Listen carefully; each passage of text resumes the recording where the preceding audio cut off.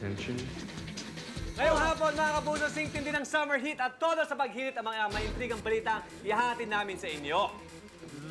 Yes, at syempre pa, wala lang. Espesyal din ang araw na ito. Alam niyo kung bakit? Kasi ang mga hot na hot naming chika, ka-back-to-back ng birthday celebration ni... Goma, sino ba? Sino ba? Ah, ni Goma ba? Happy birthday, bro! Happy birthday! Malaking blowout kung gagawin ni Goma para sa atin. Gutom-gutom pa naman tayo. Saan yung gusto kumain? Sa the house. Babulas ko kayo mamaya. Sa house. Dyan. Sa dahon. Yan, sa likod. Maraming pagkain sa likod. Maraming handa. Backstage. Marami na handa, marami na Sigurado maraming blowout. Pero siyempre, ito. Painitin natin yung mga viewers natin. Okay. Ngayong hapon, ito yung kwento para sa kanila. Okay. Okay? Meron po tayong isang pasabog na buwan naman ng kwentong tiyak na aabangan nyo. Alam nyo ba si Goma? Yun. May mga itinatagong lihim na ngayon palang ibubulgar. Kung ano ang ibig ko sabihin, handa ka na ba? Taga, hindi ko inaasahan Are you ready? Yeah. Sige, sige. Panoorin natin to. Ayan, Ako, tinatagong huli. spill sa'yo. Uli! Yikes!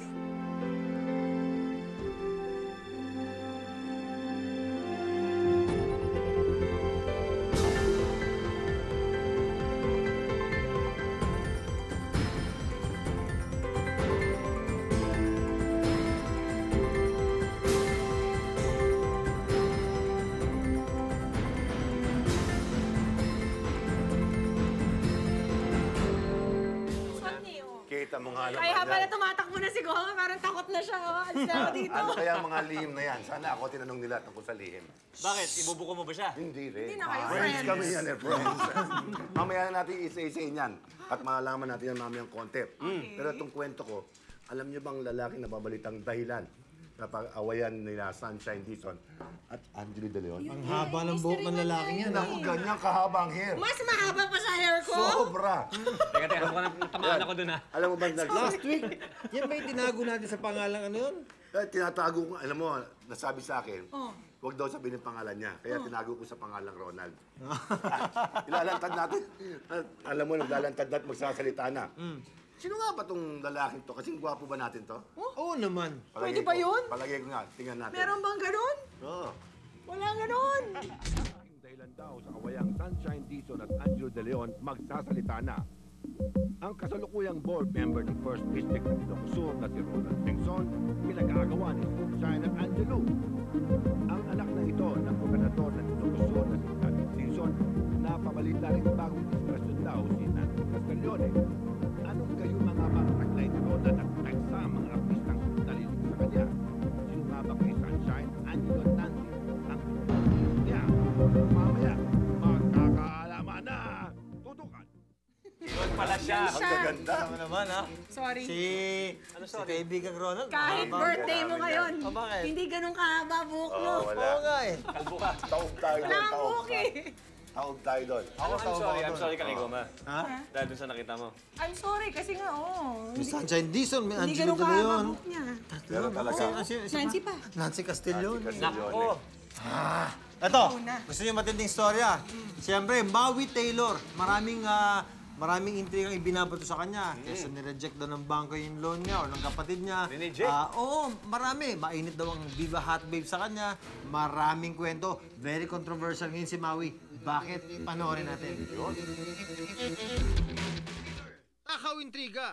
Pagkatapos ng mahigit na isang taong pagkawala sa sirkulasyon, si Maui Taylor baliksigla ang karir niya. Baliksigla rin ang matitinding intriga sa kanya. Pagbabalik ni Maui Taylor sa Viva Films, tinututulan di umano ni Jen Rosenthal. Maui Taylor, magulo raw kausap.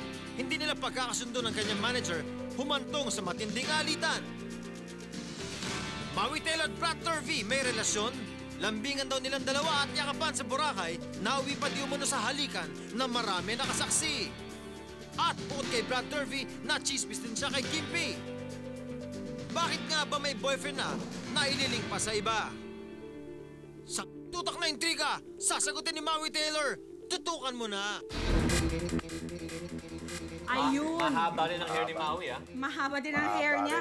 Naku, imagine, kagagaling lang niya sa bakasyon pag balik niya sa showbiz. Welcome back! Mga intriga! Pero ito po ang talaga namang isang matinding issue na talagang gumulat sa ating lahat this week. Yung pagkaka-aresto daw di umano ni Nora Honor sa Los Angeles Airport. Mamaya po, exclusive po to. Meron po tayong live interview. May mga detalye. Kaya dyan lang po kayo, mga bagong detalye and updates dun sa Nora Honor case. Kaya huwag kayong bibitiw! Mainit itong hapon na ito. Exciting. Exciting talaga. Okay. Kaya syempre, Happy birthday! Happy birthday! Happy birthday to you! Happy birthday to you! Pabalik pong S-Files, dyan lang po kayo.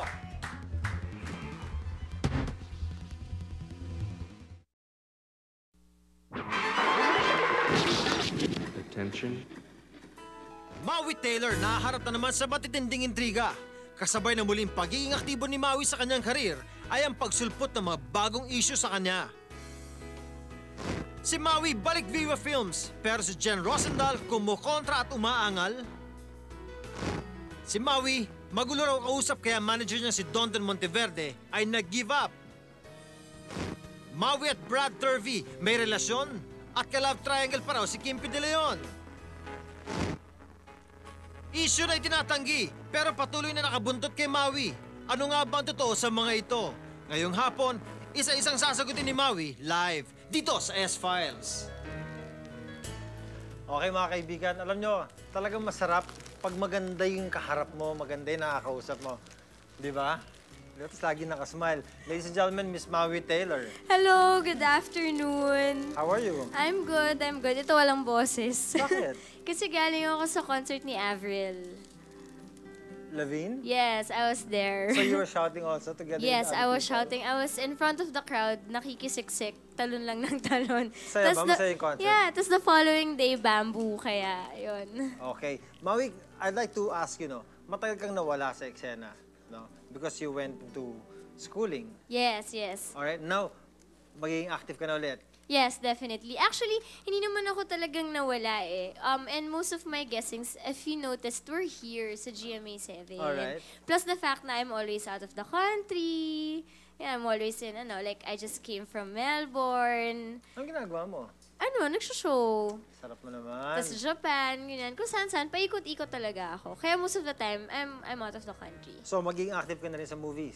Yes, definitely. May inaayos silang script, kakasabi lang sa akin kanina. So, balik pelikula ulit. The reason why I asked you that is because, syempre, kayo yung mga original na mga hot babes, eh, Yes, di ba? definitely. And then, si Jen Rosendahl daw ay nagre-react sa muling pagpasok mo. Actually, nakita ko yung nakita ko yung interview niya. Okay. Tapos, wala naman, alam ko lang na nasabi niya was, nung time na ginawa nila yung Bulaklak, yun yung time na umalis ako. I just want to make it clear na bago ako umalis sa kanila, nagpaalam ako sa lahat ng maayos na haalis na ako ng Viva, ganyan. I even wish them luck with everything that they're gonna do. So saan galing yung mga reactions na yun? hindi ko alam sa kanya kung ba't siya nagre-react. Kasi diba, yung sa akin lang, tandaan na lang nila na, yung tag title ko talaga was the original Hot Babe ng Bayan. And hindi mabubuo ang Hot Babes kung wala yung original, diba? Yun lang masasabi ko. Tapos, kung sinasabi niya na kaya ako may entra ngayon dahil may pangalan na yung Hot Babes, even before ako umalis, may pangalan na yung Hot Babes. As in, we were up there talaga. Oo naman, you're very, very hot talaga. Thank you. Maui, tell us, kumusta yung relationship mo with Dondon Monteverde? Actually, wala naman kaming problem. But is he Nag-uusap still kami. managing you? No. Who's handling you now? Actually, si Paula Punla. Okay. Yung parang RM niya. Yeah. Doon talaga ako kumbaga parang doon talaga ako pinasa. So yung mga bookings ko, mga guestings ko, lahat sa kanya pumapasok. Alright. So Yun. you had a wonderful vacation in Boracay? Yes, definitely. Ha? Kaya lang Nag-enjoy daming ka ba doon? chismis. Sobra. Nag-enjoy ka? Daming paparazzi, madaming press. Nag-enjoy ako kasi nakapag-dive ako doon. And you know what, that's one of the reasons I think kung bakit mas kumonte yung mga artista nagpunta sa Boracay last Holy Week. Kasi sa maraming press. paparazzi, maraming kwento, di ba? Actually. Tapos yun ngayon na balita na nakita na very sweet daw kay ni Brad Turvey. Okay, it's like this. I have to explain. I need to explain that. Kasi si Brad Turvey is my dive master. Okay. So I've been diving now for more than a month. nung nag-check out ako, tapos nung nag-refresher scores ako, kasi actually, dapat 2 years ago pa ako nag-start mag-dive. Okay. Eh, nagkataon, siya yung DM. Okay. Hindi ko hiningi or hindi ko request na siya yung maging personal DM ko, pero siya yung binigay sa akin. Plus the fact na, I asked him, sabi ko, Brad, are you gonna go to Bora? Sabi niya sa akin, wala na daw ticket, wala na daw hotel. Okay. Sabi ko, I can get you tickets, you can stay at our hotel with the boys kasi kulang yung mga boys namin sa isang room. Kasi in one room, 4 na tao. So, sino dalawa sila? lang silang boys. So, sinama ko na si Brad sa kanila. Magkakatabi kaming lahat ng room. Wow, sarap naman. But there was nothing going on talaga kasi he's just my dive master. Okay. So whatever you did under the water, hindi na namin alam dahil hindi namin Wala, nakita. nag-picture-picture lang kami. Di ba? Ganun lang.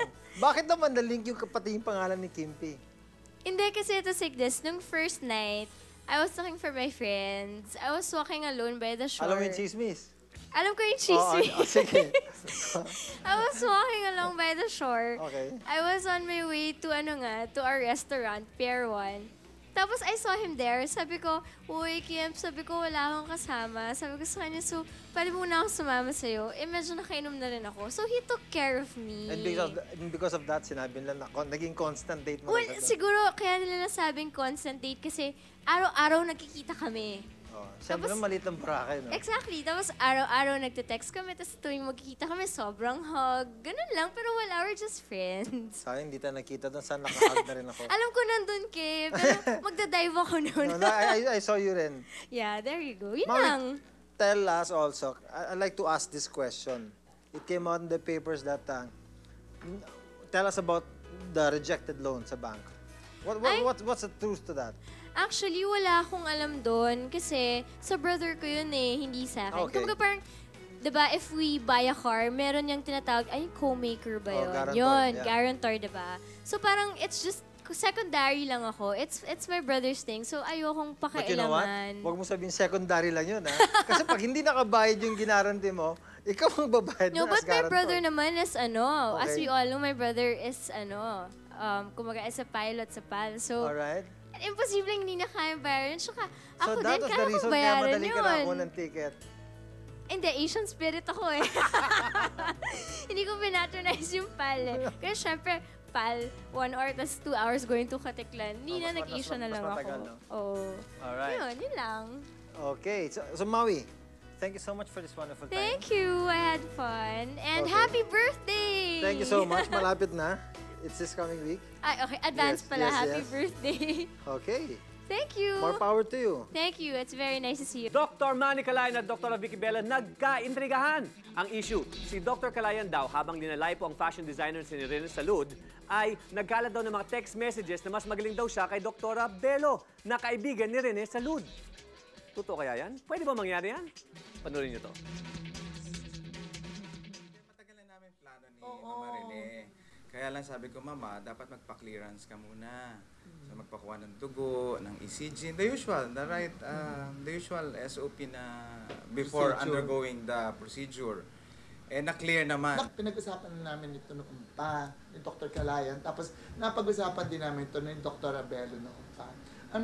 Ready na nga ako to undergo operation with Dr. Bello. Eh kaso problema ko, I have to go to the doctor for medical clearance. Eh si doctor, nandito na I have the medical records na with her.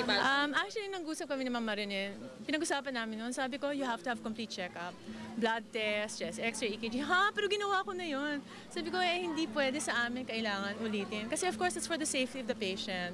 So I don't know if that's really... At saka matagal na sila magkaibigan. And you know, I don't think there's anything wrong with that. Gusto ko lang iklaro na yung nagte-text daw ako during nilalive ako si Mama. Eh, paano ka magte-text na naka-sterile yung gloves mo? Siguro lang nagkataon na magkaibigan kami ni Mama Rene. Tapos magkasama kami doon. Magkasama sila doon. Tapos pinag-aaway kami ni Magandang Dr. angulo yun Bello. eh. Lumaki na ng lumaki. Ang alam ko, at least for me, I would never do something like that. Kasi kami mga doctors, meron kaming code of ethics that you're never supposed to say anything derogatory or even comment about any other doctor's work. Fundraising project ni Cesar Montano para sa mga biktima ng kasaba na may lason sa buhol. Iniintrigang gimmick lang daw dahil may plano daw sa pumasok sa politika. Kita mo nga naman. Ano kaya ang reaksyon ni Cesar Montano dito? Naurin ko natin. tuwing palagi may gagawing mabuting tao, they would think na, somebody's running for public office. Hindi po. Kailangan lang po talaga ng Pilipinas ng ganito, ng ganitong klaseng gawain. Actually, abot tanaw lang natin ng mga pangangailangan ng tao. Alam natin po yung mga needy na tao nandiyan lang sa paligid natin. And hindi ko rin po ginagawa ito because yung nakaupo po doon sa Bohol, walang ginagawa. Meron po silang ginagawa, marami po sila. Actually, they helped all the victims and the families of the victims already. But kulang pa rin po. That is, I know some of the artists, they need to help. They want to help also. Gusto rin yung puso nila, gusto rin tumulong. So this is one way of doing it. Siguro kung meron iba rin na ganun din ang gagawin for another fundraising, for another unselfish desire, I'll be here anytime. Tutulungan talaga ako. Okay, totoo ba na ama ni Maybelline de la Cruz na si Attorney Berlin de la Cruz ay isang manggagancho? Nanloko nga raw ang ama ng dating child actress dahil nagbenta ito ng lupaing may problema pa ang mga papeles. At sina Nova Villa, Dan Cruz at Jojo Haines ay ilan lamang daw sa mga naloko niya. Gaano kaya ito katotoo? Si Mami Jojo Haines, binabanggit na sa akin na namomroblema siya dun sa lupang binenta sa kanya nung father ni Maybelline. Ang alam ko kasi isang malaking lupa yon at pinaghati-hati. So yun ang ibinenta sa kanila nung father ni Maybelline. Mukhang itong si Dan Cruz na may complaint din at ganun ni si Tita Nova. Kung nagre-reklamo na yung si Mami Jojo nga, dahil ang problema, nire-refund na niya yung perang ibinayad niya. Pero it turned out na hindi makontak yung father ni Maybelline. But that was, I think, 8 years ago when they started to offer a property for sale over in Cavite. I bought one from him. Kaya nag-usap kami ni Jojo Haines. Noon pa, nag-decide na lang kami na i-buyback na lang namin. Nung lumabas sa issue nito, nakabayad na kami ng worth 220,000 eh. Ang balasi lang namin, yung 55,000 na mag-due pa the following week nung lumabas yung issue. At naka-comply naman kami ron. Din yung kay Dan Cruz, tsaka kay Nova Villa, settle na rin yun eh, bago pa lumabas ang issue na yan eh. Initial reaction, nakakasama ng loob. Kasi mukha ko yung nandun, tapos they're saying all these negative things about my father, which I know naman are not true. Bago po ang lahat, we would like to thank DFA Secretary Alberto Romulo for his assistance. Yan po ang Honorable DFA Secretary natin for his assistance through Gilbert Asique, ang spokesperson po ng DFA. Bago natin makalimutan mga kapuso, mamaya po huwag niyong kakalimutan ang ating panayam para sa update ng Nora Honor case. Kaya dyan lang po kayo. Pero ito naman ang isa pa nating news sa showbiz. Si Rachel Lobanco nag-react daw sa reklamo ng ilang Viva Hot Babes na ibinugaw daw sila sa Guam. Ano nga ba talaga ang nangyari? Panoorin po ito. Walang nangyaring bugawan. Lahat ng concert may after party. Hindi nga sila nakarating doon sa club eh. Wala akong naganap na tinable or pinimp or kasi may-ari ng club, napaka-decenting couple. Ang question kasi nila is like this. Okay, if you're gonna go to my club, hindi kayo magpe-perform, hindi kayo kakanta, but can you mingle with the people? Kasi it's after party eh. Hindi naman sila nakarating doon sa club eh. After the show, they all went back to the room. And that's the truth. So, yung sinabi nila na hinarang sila ng motor, sobra naman. Yung motorbikes niyon, di ba intro natin sa concert, kung ano man yung opinion nila, nakita ko, saksi ako sa lahat na nangyari. Because I was there nung after party. Kaibigan ko si Gwen, si Andrea, at saka si Cathy Agat nating against them. But of course, alam ko na hindi nyo naman kontrolado lahat ng lumalabas sa bibig nyo. Ang sinabi ko yung totoo lang. Hindi naman ako nagdagdag, hindi ako nag-fabricate. But you know, yun ang totoong nangyari. Hindi ko kayo ginagamit. It won't make me a better artist if I do this. Naawa din ako sa mga nasaktan. Because I'm just speaking for the truth.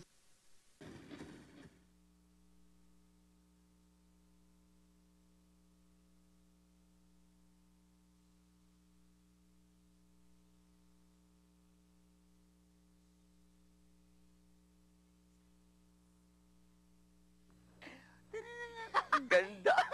Ano naman si Jeremy? Hindi ko nga alam eh. Excited pa man din niya ako makakita sa ganito. Ako din. Girl na girl ako ngayon. Ako rin. Papa, where are you? Sana kaya siya, Jeremy? Aba, tika-tika. Anong pauso yan? Bagay ba sa akin? Bagay. Oo. Parang yung suot namin ni Terry. Oh. Yes. Terra Nova. Yeah, kaya nga Terry Nova. Bagay, Pero- girl na girl. Pwede na ba ako maging skater boy? Ha? Kasi gusto ko makipagsabayan sa bagong crush. Ah, ganon? Sa skater boy mo pagpapalit si Alex? Teka lang, bakla siya, skater boy? Boy, skater Ay, boy. man. Hindi. Kasi siya naman ang pinakasikat na bagong punk singer ngayon. Ano, pinakabata at pinakamaganda. At nag-concert kasi siya dito sa Pilipinas, kaya nagkaroon ako ng pagkakataon na makilala siya. Up close and personal. Teka. Punk singer na nagsiskateboard. Paiba-iba naman yata type mo. Dati singer, host, comedian. Ngayon naman, ano naman. Sorry, Terry, sabihin ko daw yun. Hindi. Si Avril Lavigne lang. Diba? Avril Lavigne lang naman. Avril Lavigne. Pero, huwag kayong mag-alala. Hindi ko naman pagdadamot ang mga impormasyon na nalaman ko sa kanya. Talaga? Kaya abangan niyo to. Ang Avril Lavigne na nakilala ko po. Panoorin niyo. I see you changed your hair. My hair? A new look.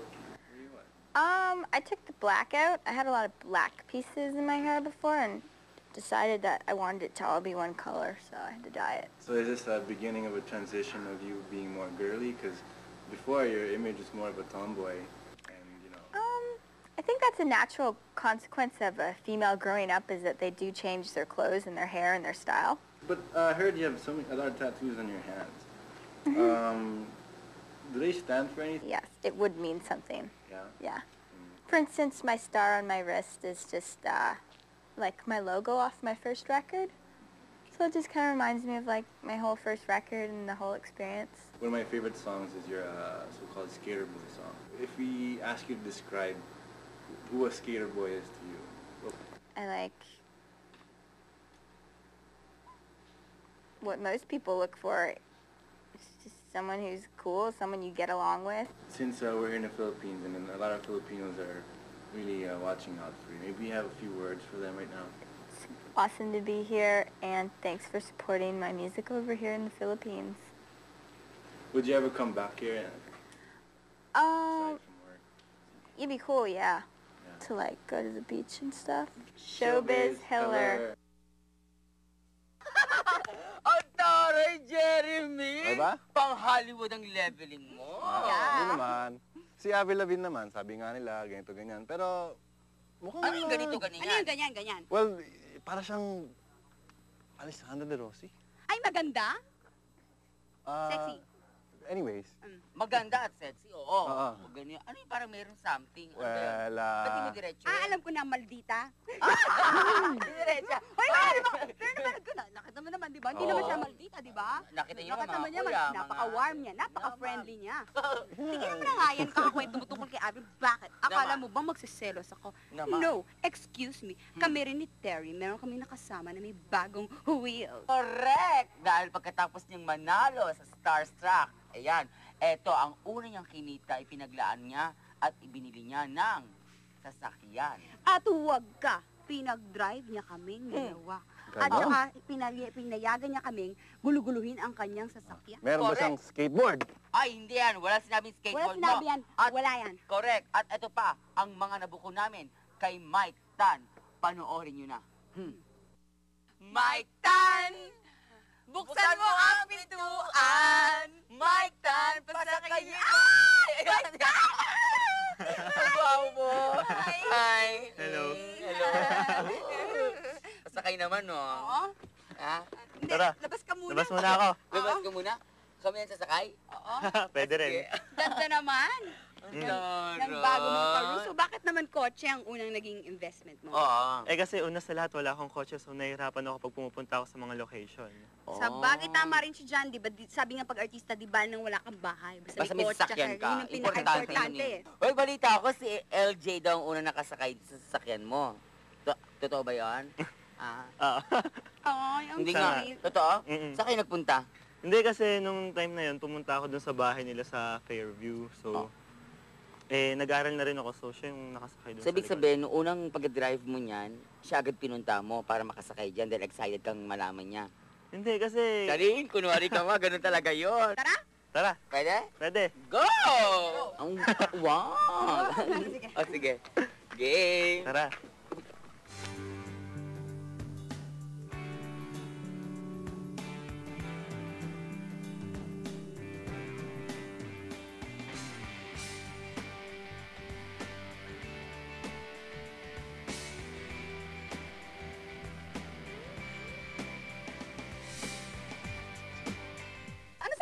mo?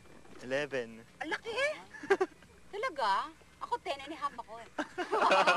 Abutin mo yung stop toy dun sa harapan. Nakita ko yun. Tika-tika. Kanino galing yun, ha? Eto, oh. Ayan, oh. Sino to? Si Baby Jack. Sino nagbigay niya? Sino nagbigay? Ang regalo sa akin ni LJ ng birthday ko. Wow, parang LJ! Loka-loka. Ito pa, At talagang yun ang nasa passenger seat, ha? Nakaganyan na sumakay ako. Ibig sabihin, wala man si LJ. At least nakasakay si Baby Jack. Ito pa, oh, nalawa ko. Salamat. Kay Mama yan. Ayaw mo kami pa-airconan. Maraming salamat. Thank you. At maraming salamat at pinagulo-gulo mo sa amin. Ayan, ayusin mo lahat yan. Ayusin Oo, lahat yan. Ayusin mo yan. Ayan, bahala ka dyan. Salamat, pare, ha? Thank you. Sige, pare. Thank you. Salamat. Thank you. Kumusta? Oh! Lalaki! Ako kamay lang ako, pare. Showbiz Holler! Wow! Ako, napabilib naman ako dito sa Mike Tan na yan. Dahil sa sarili ng sikap, nakabili siya ng bagong kotse. Oo. Yes, tsaka iba talaga, di ba, pag pinaghirapan niya yung ganun. Oo. Talagang iingatan niya yung sasakyan. Tama ka dyan. At alam mo, na-realize ko na marami pala tayong malalaman sa isang artista pag kinalikot natin ang mga gamit nila, no? Oo. Sana lagi natin itong gawin dahil kasi sigurado akong mas marami tayong matutuklas ang sikreto ng mga artista. Naman. Yan ang aabangan ng mga ka-heller natin, mga sikretong tinatago ng paborito nilang artista. Correct. Mabubuko na po, dito lang sa Showbiz Holler! Kita mo nga naman sa Ate Pian, no? Naku, kitang-kita mo naman kung kanino Oo, nagmana. Alam mo, buti na lang naging kamukha ko si Jeremy. Kung hindi, wala siyang karir. Wow! Lakas! Wait lang. Baka naman sinasabi ng mga kapuso natin, Mayor. Pwede ba naman tayo mag-invite ng cast ng Darna na wala dito si Angel Locsin? Tama. Maaari ba naman yun? Tama, marami magtatanong niya. Alam mo kasi marami nagtatanong tungkol kay Angel, eh. Unang-una, sa schedules niya, at saka yung transition ng itsura niya mula nung Mulawi hanggang Darna, napakaganda daw. Ibang-iba, no? Ibang-iba. Tanong, Oh. paano kaya niya ini-entertain yung mga suitors na milyon-milyon yan? Milyon-milyon? Sigurado ako. Naku, mahirap yan. Marami nagtatanong sa akin. Matagal-tagal ang appointment. Sigurado. Ito muna ang tanong. Ito pa isang tanong, Mayor. Sa kanyang appearance dito, na live, syempre pupunta dito si Angel, no? Oo. Ang tanong, naka-Darna outfit kaya siya? Naka-pajama kaya siya? Or Narda? O naka-narda siya? O naka-gown siya? Ano ka ba? Pajama, hindi na ka natutulog yung babaeng yun. Oo nga pala. Hindi Wala na siya palang tulog sa natutulog. kanya. At meron pa siyang kakabit. Siyempre, yung mga crush na crush ng bayan na sina Dennis Trillo at si Jeremy, ano nga bang last name? Jeremy, hindi ko kilala yun eh. Kasi kung di dahil sa akin, siguro kamukha ko yun, hindi magiging ganun kakari yun eh. Mamaya po, at tamayanan ninyo si Angel, si Dennis at si Jeremy. Live natin mga kasama dito sa S-Files. Nang makita niyo ang kaseksyan ni Angel At Locsin. kagwapuhan ni... Joey Marquez. Mga sikreto ni Goma, iisa-isahin na. Inaresto, kinulong at pinagpiyansa. Ang mga pinagdaanan ni Nora Honor matapos magkakaso sa Amerika, alamin. Susunod, ang katotohanan ukol sa awayan daw ni na Sunshine at Angelo. Ilalahad na. Ronald Singson, magsasalita na.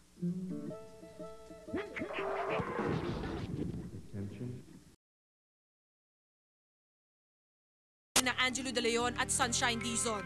Nagsalita na.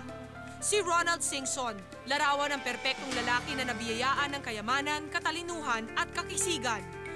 Anak ni Ilocos Sur Governor Chavit Singson at mula sa maimpluwensyang angkan sa Ilocos, nagtapos si Ronald ng Business Management sa De La Salle University.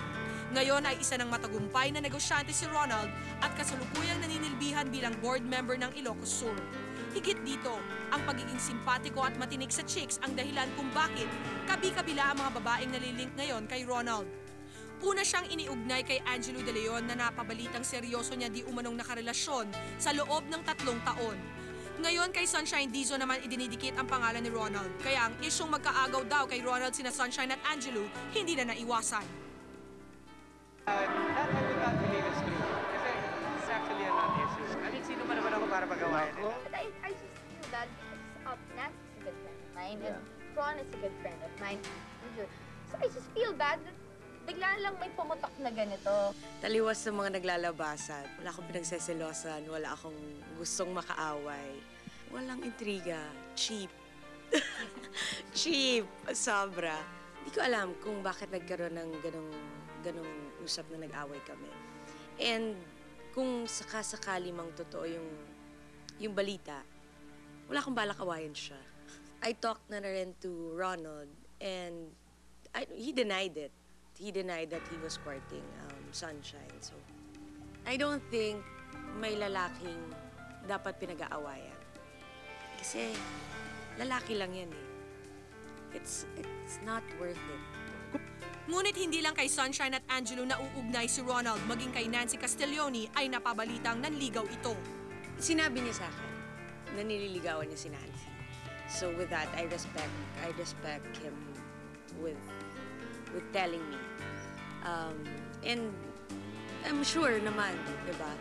I mean, for you to tell na liligawan ko to, I think he also has high respects for Nancy. And for him nga to go pa and visit, I'm sure, gusto niya talaga.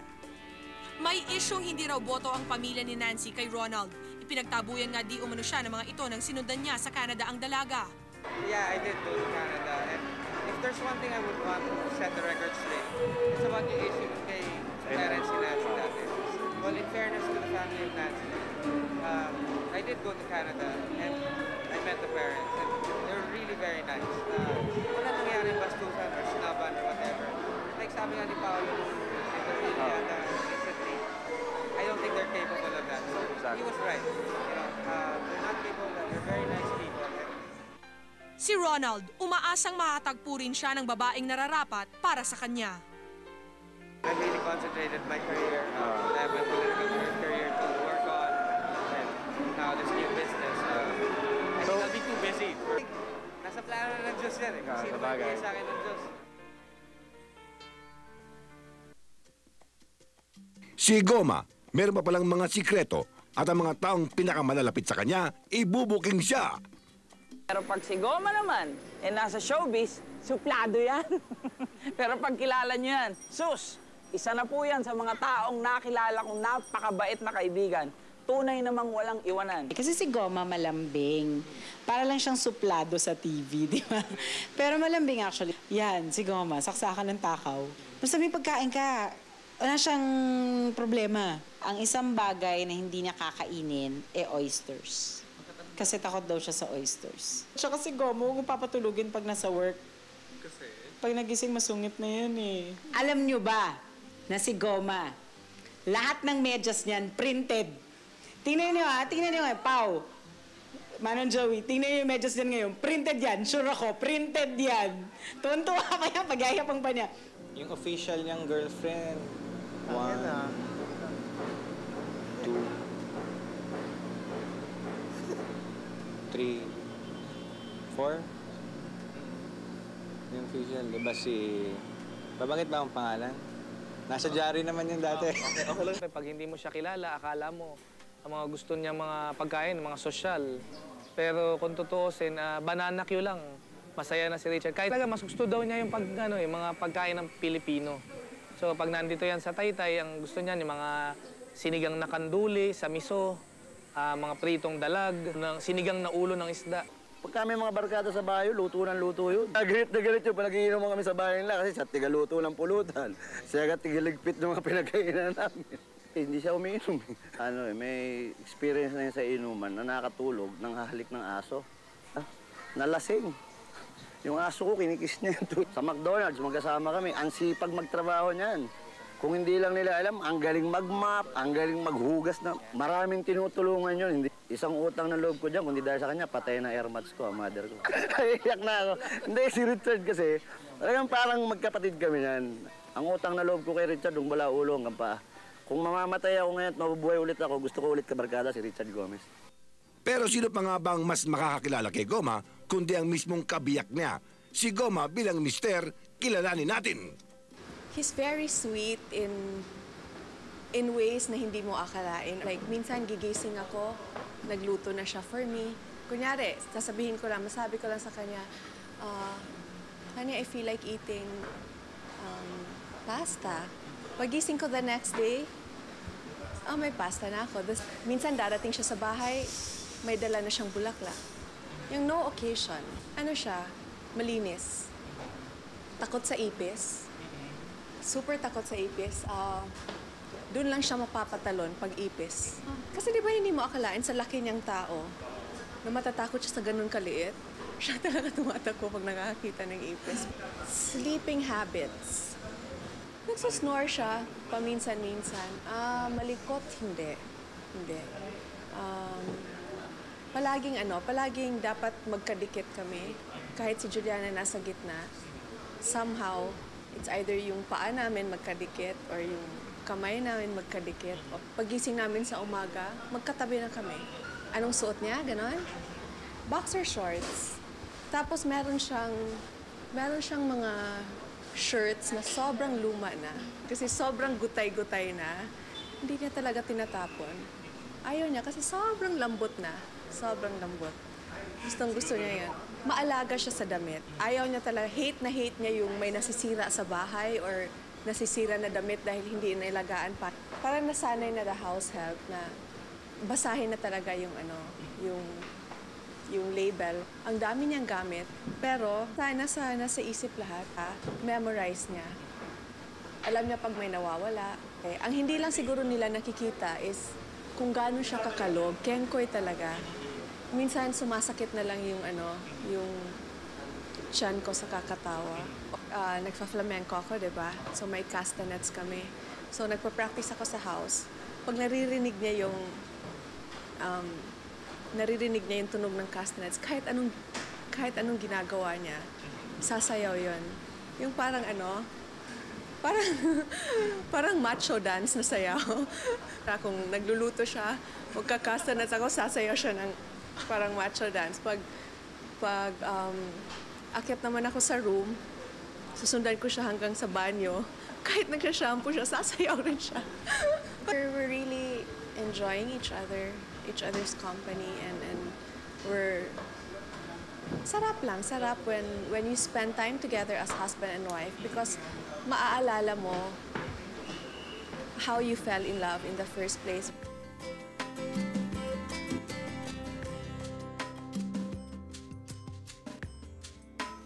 Haba ng hair mo. Haba ng hair mo. Haba ng hair mo, pare. Thank you so much to my friends who said nice words, who gave me good reviews.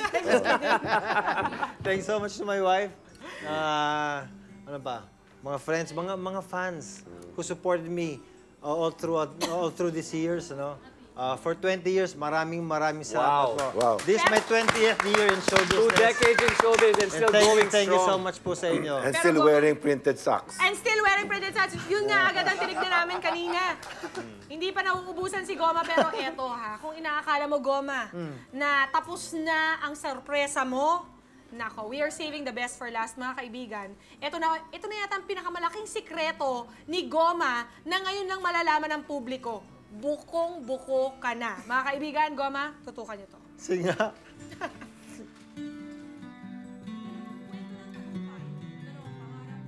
Dahil sa pagtulong ng isang tao na sa di inaasahang pagkakataon lang nila nakilala, sina Marvin Soto at Eric Paralehas, kapwa estudyante mula sa Taytay Rizal, ipit pareho sa panahon ng kahirapan, pero sa kagustuhang makapagtapos ng pag-aaral, lumapit sila sa nooy konsihal na si Joric Gacula, mayor ngayon ng Taytay. Sa pamamagitan ni Joric, nakilala nila ang kaibigan nitong si Richard Gomez. Naisip po ni Joric na parang may maganda po akong kinabukasan, kaya humingi po siya ng tulong sa kanya pong kaibigan na si Mr. Richard Gomez po para po matulungan ako mag-aral ng college po.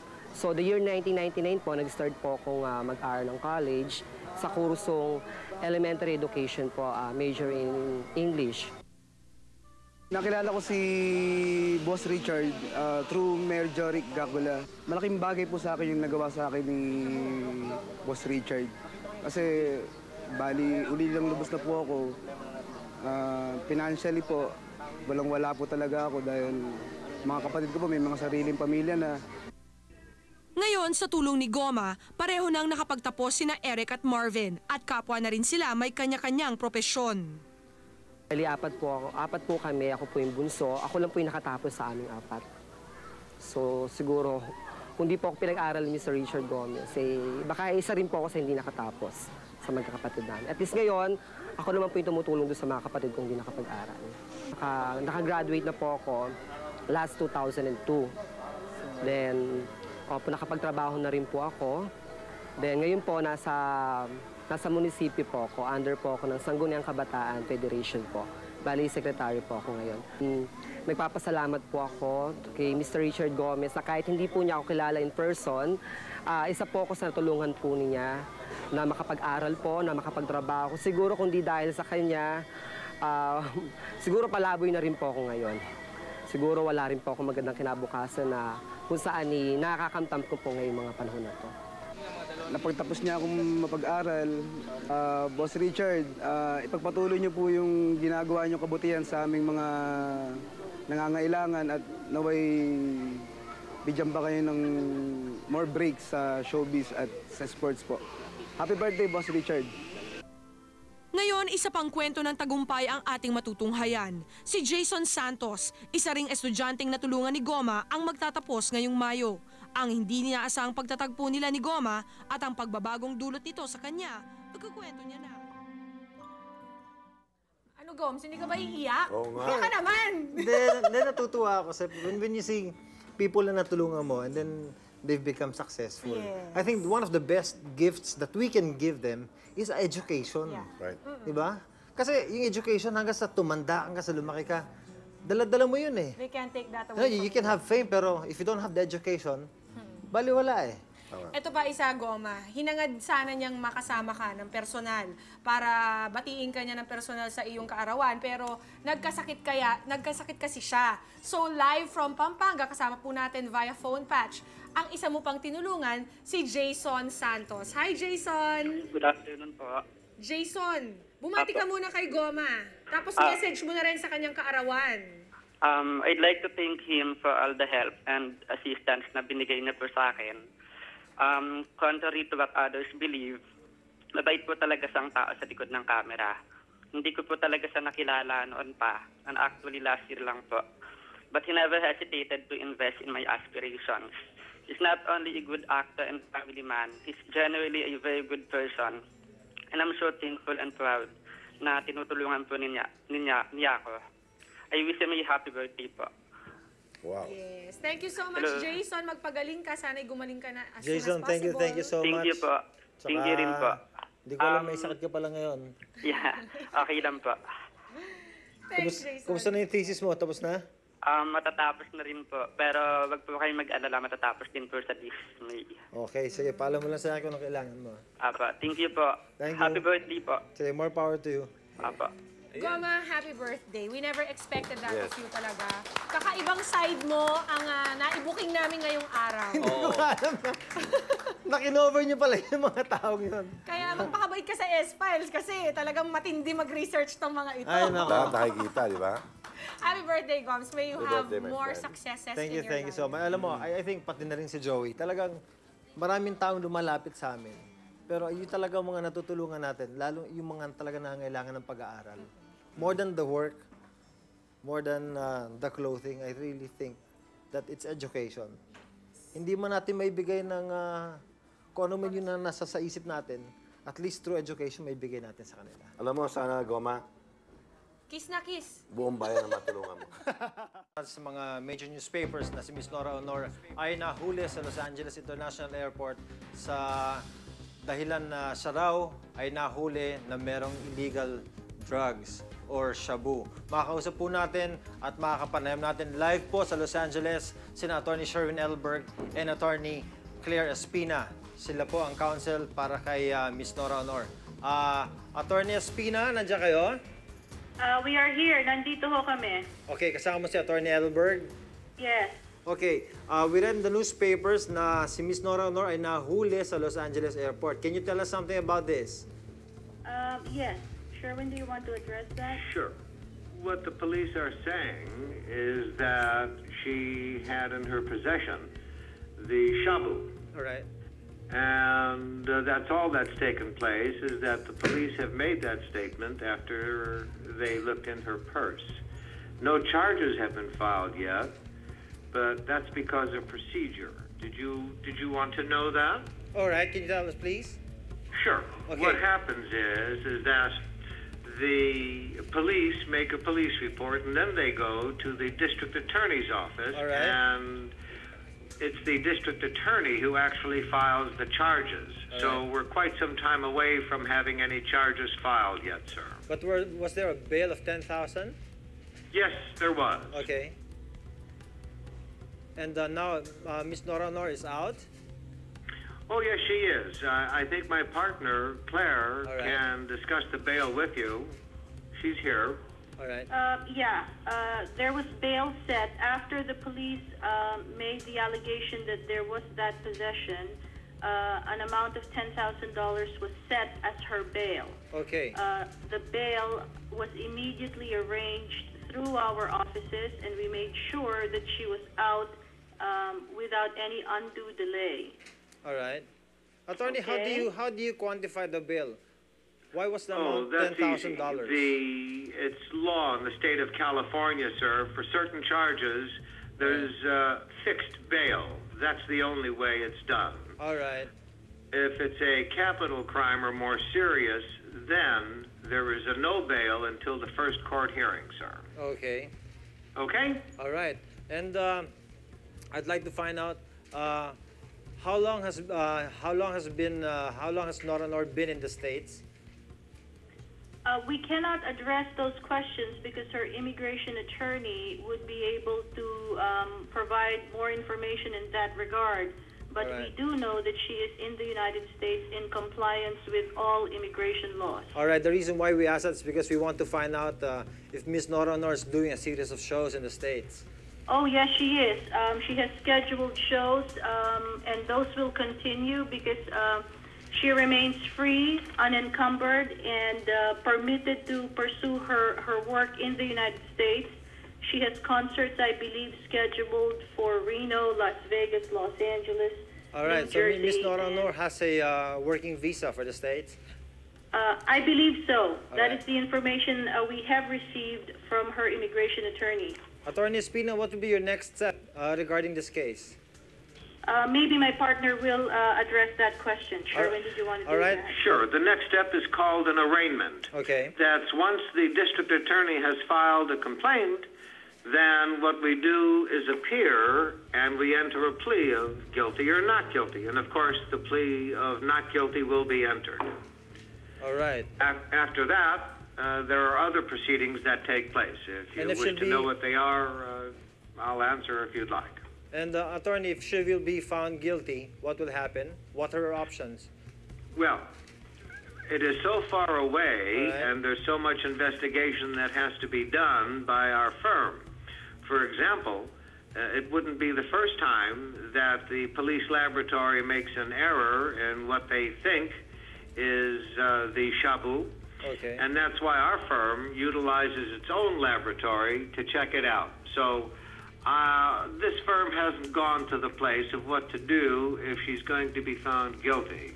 All right. Understand also that up to this point, we have not had the opportunity to review the evidence against our client. It would be premature to say and even make a conclusion that she will be found guilty. We need to review the evidence, and we will have some of it at the arraignment, after which we will begin our own independent investigation of that evidence to confirm its accuracy and its validity. My partner is quite right about that. In Right. fact, we need the reports to see whether or not there was even a legal or an illegal search of our client. All right.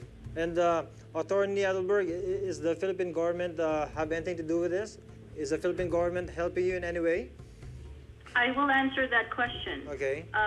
No, at this stage, the Philippine government is not involved. If the involvement you're saying is directing her defense or being responsible for her defense, that is a definite no. All right.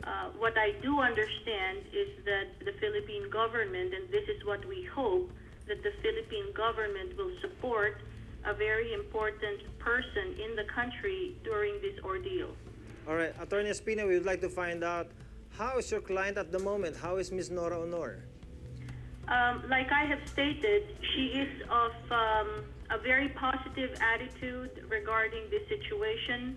She is very strong, focused, and I think committed to assisting her lawyers in pursuing this case and in mounting a vigorous defense on her behalf. She is surrounded by friends, supporters, and family. So we feel confident that she's in a very positive and strong position. That's very nice. Emotionally, mentally, she's healthy and in every regard. Attorney Espino, was Miss Nora Honor handcuffed when she was apprehended at the airport? Can you repeat that question, please? Was Miss Nora Honor, was she handcuffed when she was apprehended? I cannot answer that question because I was not there. Okay. So Miss Nora Honor so will... I cannot even begin to guess. It is Sherwin, it is a police procedure to handcuff, but sometimes they do, sometimes they don't. And understand, it was not the Los Angeles Police Department that arrested her, and different departments would have different procedures. All right. So Miss Nora Honor will proceed with her scheduled concerts in the United States? That is the plan, yes, and she is free and unencumbered to do so. All right. Thank you so much, Attorney Claire Espina and Attorney Sherwin Edelberg, and to all the supporters of Miss Nora Honor. We would like to thank you so much, Miss Attorney Espina. Would you like to say any message to Nora Honor supporters in the country? Yes. She wishes to thank everyone who has been supportive of her. She wants people to know that she is in a very good place. She's eager to face the charges and do what needs to be done to assist herself and assist her attorneys in this regard. She thanks everyone for their support, and I know she would want people to pray for her that the things go well for her. Thank you so much, Attorney Espina and Attorney Edelberg. Have a good evening. And thank you for the clarity of your questions, sir. It's a pleasure talking to you. Thank you. More power to you. Mga kaibigan, yan po ang nakapanayan po natin ang mga abogado po ni Miss Nora Honor. Sana po naliwanagan kayo at kung ano po ang mga darating na balita, i-update namin kayo. Diyan lang po kayo at magbabalik ang S-Files. Thank you, Goma. Mamaya, naku, sa pagbabalik ng S-Files, eto na! Nandito na si Angel, si Dennis, at si Jeremy ng Darna. Huwag kayong alis! Diyan lang kayo!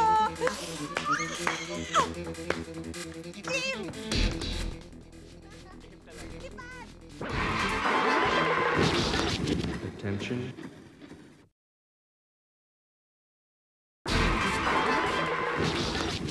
Attention. Tatlong lalaki umiibig kay Darna. Bawat isa ay may pangako. Dennis Trillo as Efred, Jeremy Marquez as June, at Wendell Ramos as Jeric Frias. Sino sa kanila ang may wagas na pag-ibig? At sa huli, sino ang pipili ni Darna? Ang lalaking mahal niya o ang sangkatauhang nangangailangan sa kanya?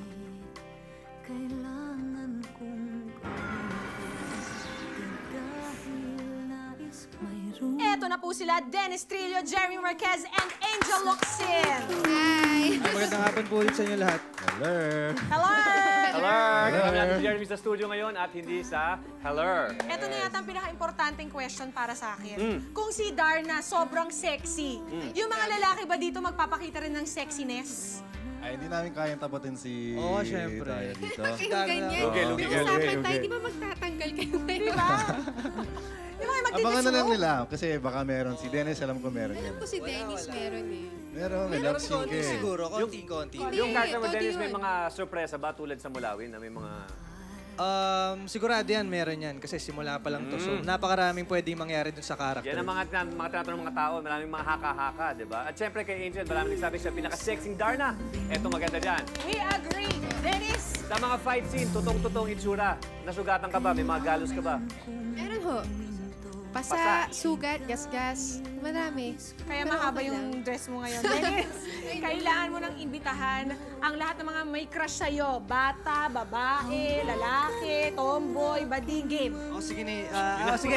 lilipat na si Darna, kumapit na kayo. Thank you po sa mga nanood ng Darna Primer. Ang taas-taas. Taas ng rating. 3.8. Grabe. Thank you, Jeremy. Salamat Thank you, po sa Angel. Thank you, Dennis. Attention.